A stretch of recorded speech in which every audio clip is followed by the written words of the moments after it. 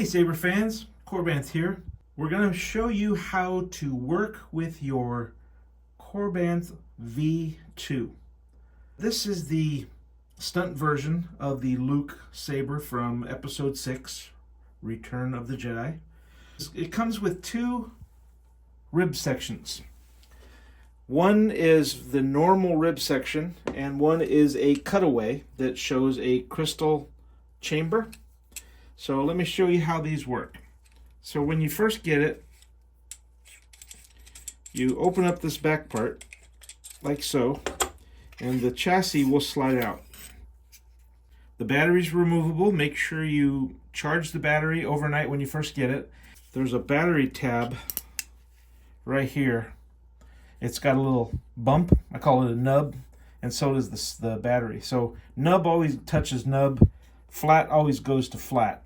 If you put it in backwards and you turn it on, you could damage the saber, even make it not even work. And sometimes people have said, I've turned it on and I saw smoke and smelled burning. That's because most likely you put the battery in backwards and turned it on. So we don't want to do that. It's very important not to do. So make sure you put it in nub to nub. If ever you get a saber where the chassis has a flat and a flat, hopefully it's marked. Like right here, you can see there's a plus. And there's a minus over here. So anyways, enough lecturing about the battery. Let's just put them in. Here is your on-off switch. It's now in off position. It's now on. The way this chassis is inserted into here is you want to line it up. These are the buttons that will sit under here. So it just goes in like this. If it gets stuck, you just kind of wiggle it a little bit. This piece here on the side is when it doesn't do anything other than there's a groove right here that lines up with this, so it just keeps it in place. So you push it all the way in. It has to go in about this far up here at the top. So then what you can do is you can put this on,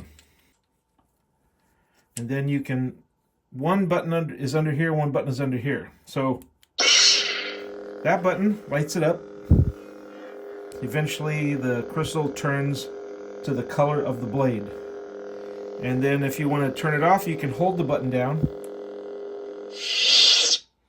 To change fonts, you push this up higher area right here. Anakin. It's just bad these days. The Force will be with you. Master Windu! I can bring you in warm. Where is he? So you have different color fonts. When you push the button, it lights up and eventually turns to the color of the blade that you got it on the font. When you put the blade in up here, make sure you tighten these blade retention screws. There's 3 all around it. That like locks in your blade. Now, if you don't like this spinning, there's a reason for why it spins. Some people like the D-ring over on this side of the saber, and some want it over here. You can clock it to the what side you want. If you don't like it spinning around, here's what I recommend you do.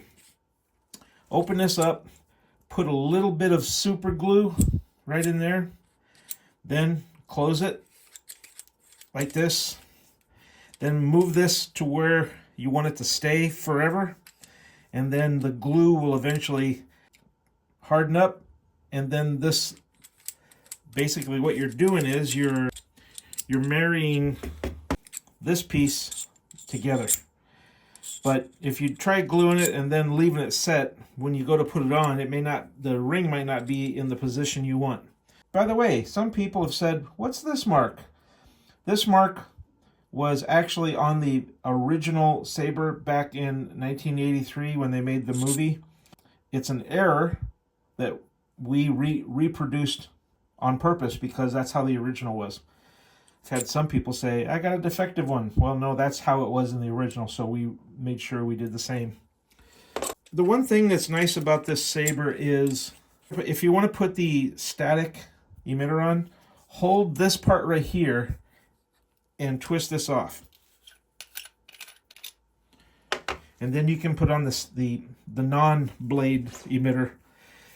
You can also take apart Enter volume menu. So now, if you ever want to switch from the standard one and you want to change out of the crystal one, you can do this. You can hold it up here.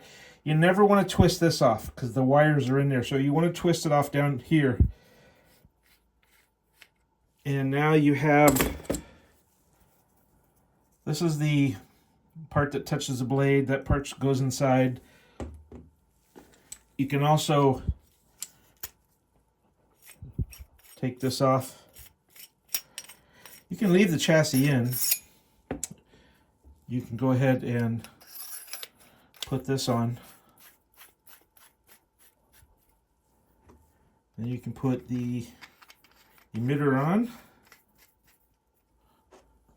I mean, you can still go ahead and put this on if you want to have the saber working, but you don't really care so much for seeing the crystal, just knowing it's in there. That's what you do. You could even change this part and this part while the saber's installed or lit. You don't have to take the chassis out to do it, as I've demonstrated. But remember, these are the two areas. If your card is a little too loose, you can twist this around and it tightens it, but you want it to be a little bit loose because you want some flexibility in this button here. If you tighten this too tight, the buttons might be too stiff. If you make it too loose, your card's going to keep falling out. This is the one. This is the V2. It's one of my favorites. It's made out of stainless steel, so it weighs almost 3 to 4 pounds. It's like a club. You could beat somebody with this. So there is how to use your V2 Saber. And if you have any questions, you know how to reach us. Thank you for looking it over and watching it. Have a great day.